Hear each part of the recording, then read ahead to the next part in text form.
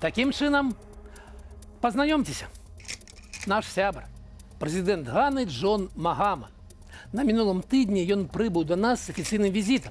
Яго пакаталі па выставах і прамысловых прадпрыемствах. А вялікі сябар усей незалежнай Афрыкі з пашаною прыняў яго ў палацы і там доўга распавядаў пра глобальныя перспектывы, якія адкрываюцца перад намі. Калі мы пяройдзем ад словаў да справы. А што канкрэтна? Канкрэтна прапанаваныя два кірункі. Будаўніцтва заводу ў перапрацоўцы какава-бабоў у Беларусі і класічнае, любімае продаж беларускай тэхнікі ў заходнюю Афрыку. Ну а што, прыгожа ж? І што тут можа пайсці не так? Гана – гэта 20% сусветнага рынку какава-бабов. І там прысутнічаюць усе буйныя сусветныя гульцы. Чаму? Таму што Гана – дэмакратычная краіна. Шок, правда? У сусветным рэйтынгу дэмакратыі Беларусь прыкладна на 150 месцы. Недзе побач Зімбабве. А Гана значна бліжэй да 50-го месца. Там ужо 30 гадоў нармальныя выбары. Не як у нас за Гайдукевічам і людзьмі, якіх вы нават не ўспомніце. Таму там вельмі магутны сектар перапрацоўкі гэтай сыравіны.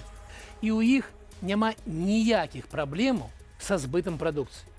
Хутчэй наадварот, фермеры адмаўляюцца ад вырошчвання какавы на карысць і іншых культураў.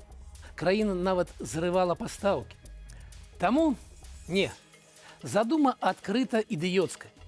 Ніякай беларускай перапрацоўкі какава не будзе. Але адкуль у нашага славутага какававода такія ідэі? Тут усё проста. 2 гады таму праз неўраджай цэны на какава-бабы за год выраслі амаль у 4 разы. Што, вядома, паўплывала на кошт прадукцыі спартака і камунаркі, і на іх прыбытковасць. Вось толькі з таго часу цэны вярнуліся на ранейшы ўзровень, і цяпер яны каля мінімальных значэнняў. Як думаеце, яму пра гэта спавяшчалі? Ну, а з тэхнікай усё зусім проста. Там прысутнічаюць усе сусветныя гіганты. І Джон Дзір, і еўрапейскія кампаніі, і індыйская Магіндра з выручкаю больш за 20 мільярдаў долараў на год. І хто яшчэ? Адгадайце. Правільна, тыя самыя кітайскія кампаніі, якія выціснулі нашу тэхніку з расійскага рынку. А цяпер задачка на логіку. Калі мы прайграем ім на нашым найбліжэйшым рынку, то якім будзе вынік рынкавых баёў у далёкім рэгіёне, дзе яны ўжо ёсць, а нас пакуль няма. А будзе так.